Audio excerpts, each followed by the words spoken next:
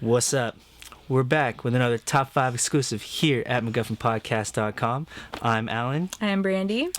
And today, for Top 5, in anticipation of Steven Soderbergh's Contagion and Haywire coming out, we decided to talk a little bit about our top 5 favorite Steven Soderbergh films. Yeah, he's an interesting guy. Like he tries a lot of different things, which I respect. Some of it works, some of it really doesn't. He's definitely one of those filmmakers that, you know, will make one for the studio and then make one for himself, make one for the studio, make one for himself.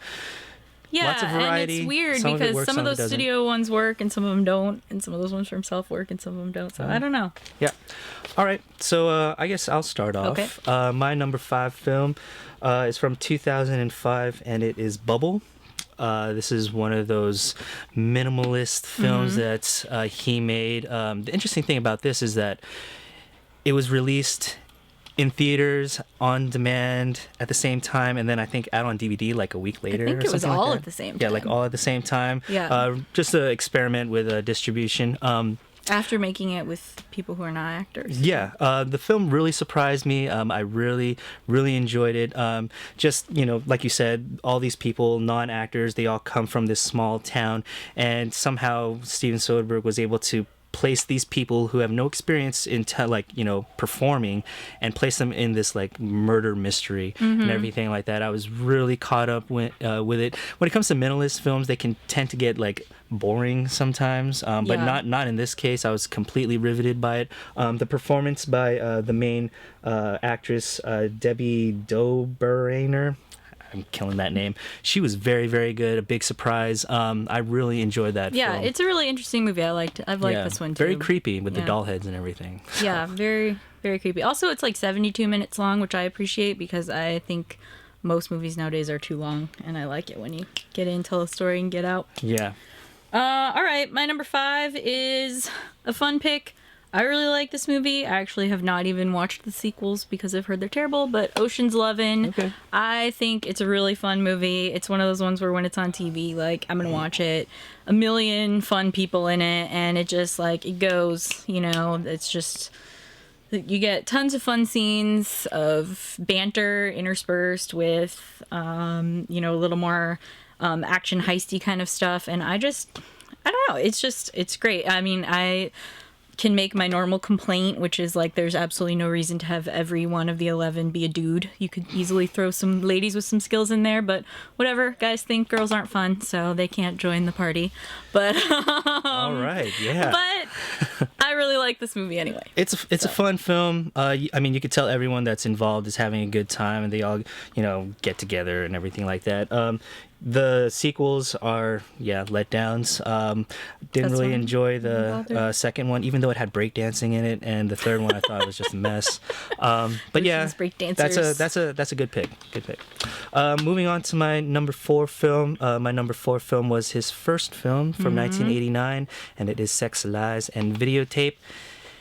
It's interesting to think that, you know, for a first-time film that Steven Soderbergh would choose this kind of story. I mean, I'm coming up on the age that he was when he made it, and I don't know if I can ever even think about the content of the film in the way that he did it, you know? Don't be such a prude, Alan. Come on. I know. Just great acting all around. James Spader, Andie MacDowell, Peter Gallagher. I love 80s James Spader so much. James Spader, who's probably the king of weird sex films. Definitely taking it on here. Crash is whatnot. Crash Secretary. Yeah. Peter Gallagher was a surprise to me in this film. When I think of great actors, he is not the first person I think of. But I was really impressed with his performance here. Just the way that all these people like interact with one another, and then all based around this idea that James Spader has taping their sexual confessions or whatever. It's really, really interesting. Can borderline be funny at times. But yeah, I really enjoy it. So good debut. Good debut for him. All right. My number 4 is another of his sort of studio offerings, but those are always a little bit offbeat. This is a more recent film from him, 2009's The Informant. Okay. I this movie was not what I was expecting at all, and I almost don't want to explain how, because that would be a major spoiler for people who have not seen it. Okay. But Matt Damon is really great in it. The supporting cast is full of like bizarre people that you wouldn't expect to necessarily pop up in a Matt Damon film. You know, Scott Bakula, Joel McHale, Melanie Linsky is great as Matt Damon's wife in the movie, and she is one of those who pops up in different random, you know, she was in Up in the Air and stuff like that. She pops up everywhere. Really funny to start out with, and then takes some unexpected turns, and could have easily been the kind of film that had you know, some big twist in the middle where you're just like, oh snap, but instead it comes along gradually, like more like how something might be in real life, and the film is the better for it. Oh, okay, cool. It's a really good one. Unfortunately, missed out on that one, but I heard good things. Gotta rent it.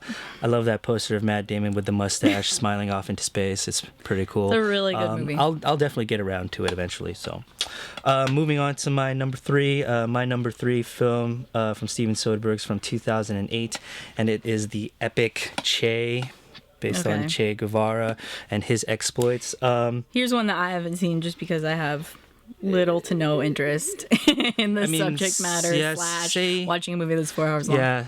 It was, definitely. I mean, both parts, part one, part two, I think is like 4.5 hours. But, you know, to me, Che, okay, I'm a little more interested in Che and who he was more than you were. So I was pretty interested in the film. The first part deals with Che's exploits in Cuba, and then the second part deals with his downfall in Bolivia. I thought Benicio del Toro, who played Che Guevara, was excellent. I believe he won the Best Actor award at Cannes for his performance. The direction is great by Steven Soderbergh. I think he does the cinematography himself as well.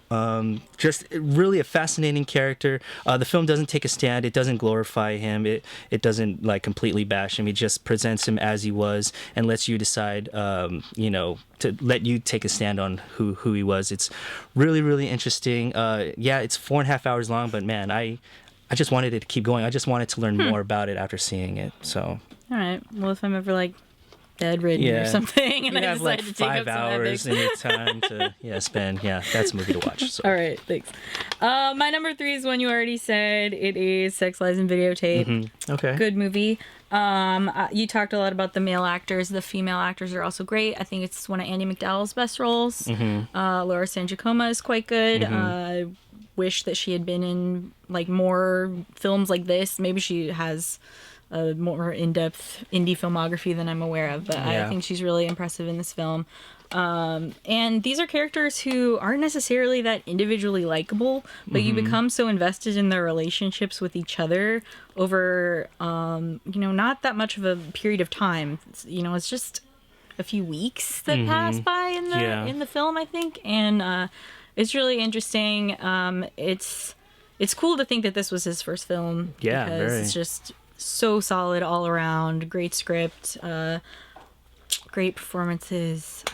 I really like it. Yeah, it's interesting for a director, you know, making his first film. It seemed like he was in such control of his material. It's really an impressive debut. So, all right, moving on to my number two film. My number two film is a movie that I was ashamed that I haven't seen until now. It's from 1998. It is Out of Sight. It was a film that I knew all about, but I've been holding off for the longest time, thinking, oh, you know, it's probably okay. I'll get around to it. I watch it.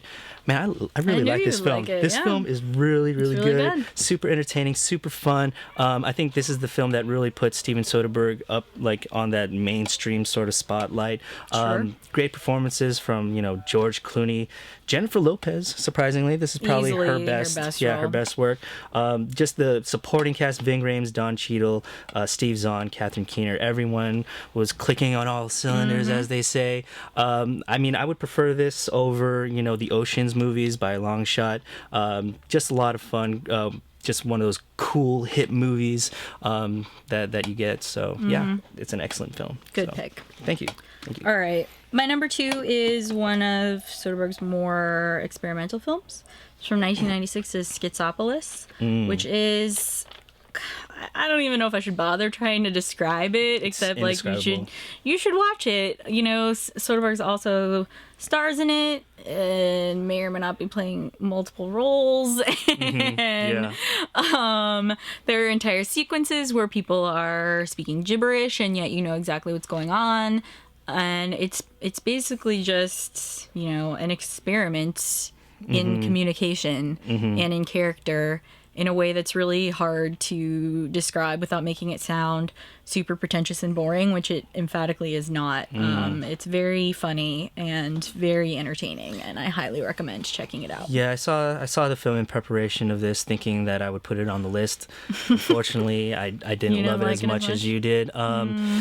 It is funny at times, although I do think that the experiment side of the film it was a little too much for me. I needed a little bit more of a story.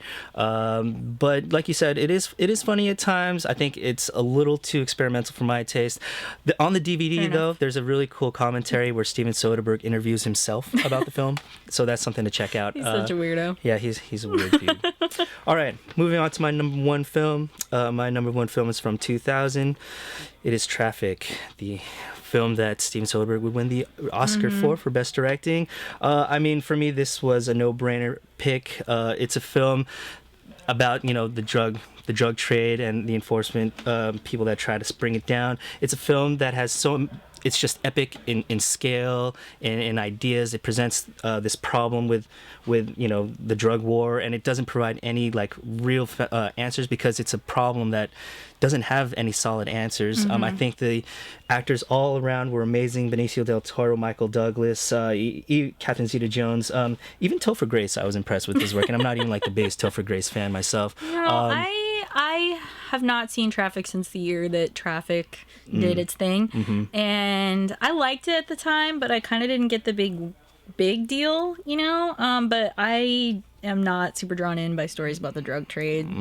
Sadly, I don't know. They always seem really over the top to me. Really? Maybe I'm like super naive about how things really work in the drug trade, and everyone really is like that. It's a problem that big of a character, but I don't know. I just thought it was really, really interesting. I think it's a very important film. I think it's something that people should. Yeah, I thought it was directed well. All the parts put together is just an amazing film. It's great. It's great. I want to watch that movie right now. So. Okay, well, my number one is another one that you already mentioned. It is Out of Sight. All right. This is a movie where I just have a grin on my face the whole time when I'm watching it. Like, it is a great, just a movie, you know? Like, it's got beautiful people and funny dialogue and a twisty little plot, and everything is just, the rhythm is great. Everything just works, you know, and it's fun. So many movies try to do what that movie tries to do and have, like, you know, the criminal on one side and the cop on the other side, and they sort of have feelings for each other and they shouldn't, and blah blah blah, and you know, in the end, the whatever fancy thing that they're looking for is in some hilarious spot that they didn't know where it was, blah blah blah, and everything that a lot of times comes off trying way too hard in other films works so smoothly in this one that it's just, it's a really good movie. And every time I watch it, I'm almost like surprised by how good it is, because it really is just like, oh, a movie about a thief, you know. It shouldn't be that much fun, but it really is. It's interesting to think that the same dude who directed Sex Lies and Schizopolis would make like Out of Sight. You know, very, very interesting. So that does it for our top 5 Steven Soderbergh films. If you have any that you want to mention, please let us know at MacGuffinPodcast.com. I'm sure we'll both be watching Haywire and Contagion when they come out. Contagion looks pretty good, I think. So see you guys next time.